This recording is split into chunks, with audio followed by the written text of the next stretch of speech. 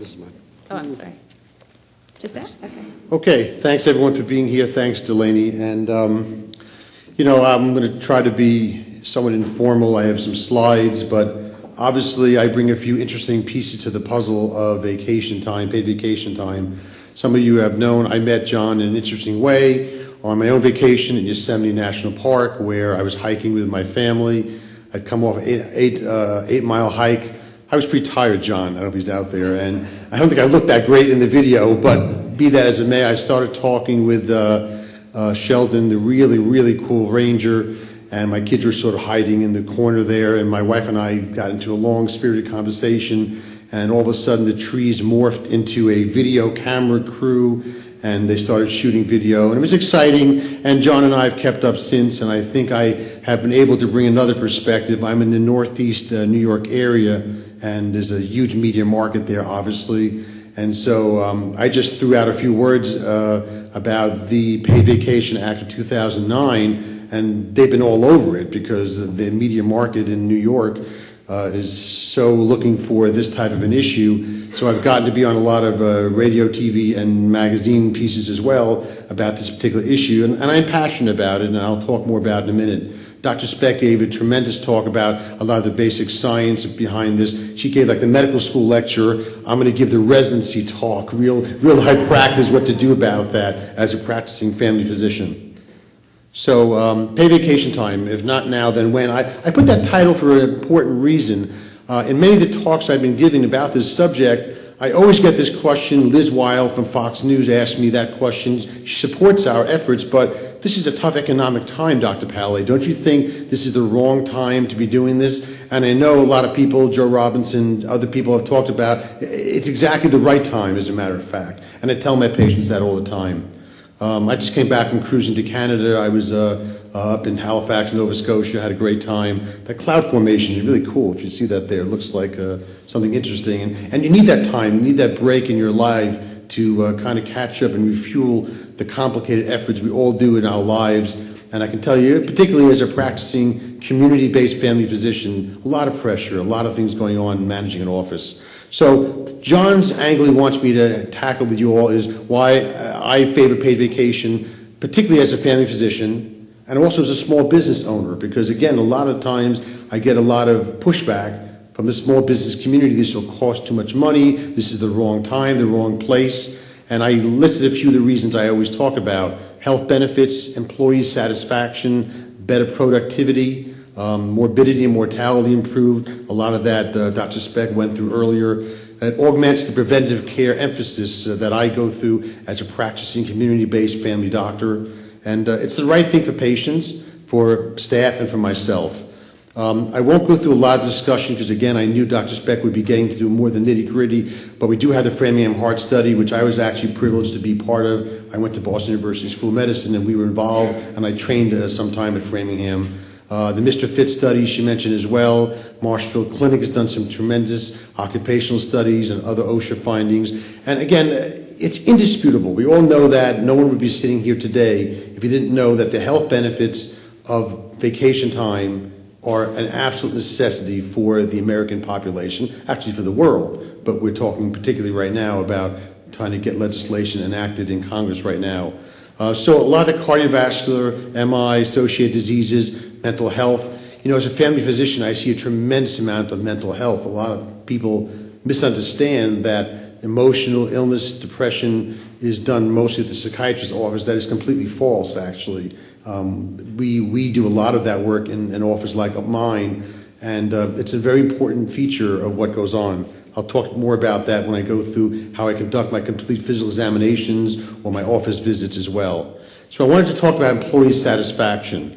You know, I run an office. It's a 4-doctor practice. We have about 35 to 40 employees, and it's important for my patients to know that they have employee staff that are there on a regular basis, not just the doctors, but they like seeing staff members who are there for many years. And I think things like proper vacation time and providing that is very important for my staff so that they stay there, they stay with my office, and they enjoy their job. I think there are less sick days that are proven and less no-shows to work because they get appropriate paid vacation time off.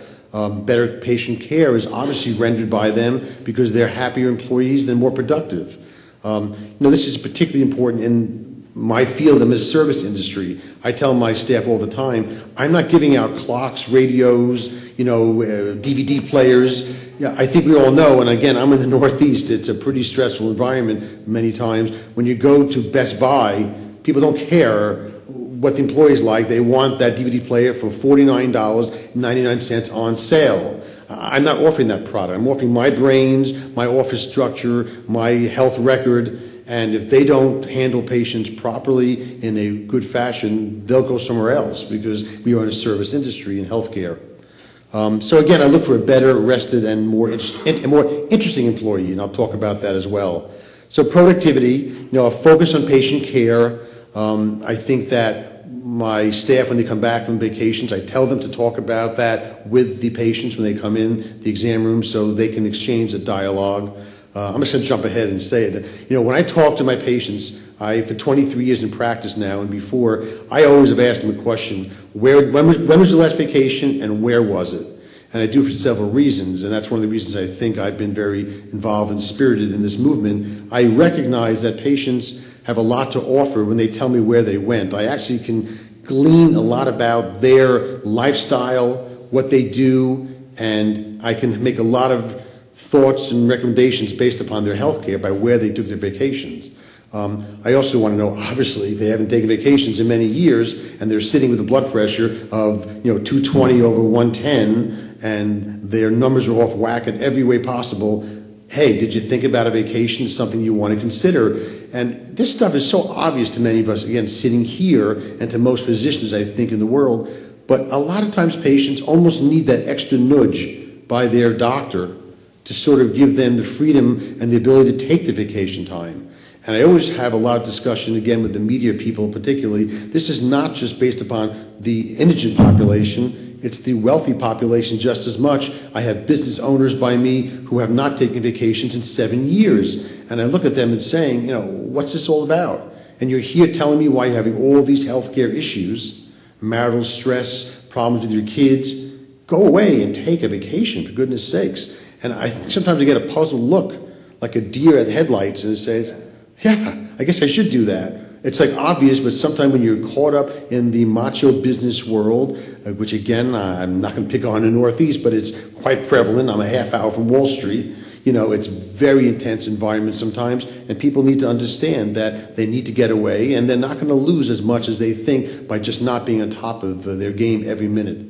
The morbidity and mortality, we talked about the reduction in men with heart disease particularly, and women with depression, marital satisfaction. I don't want to get the long discussion because, again, Dr. Speck gave a wonderful presentation on that.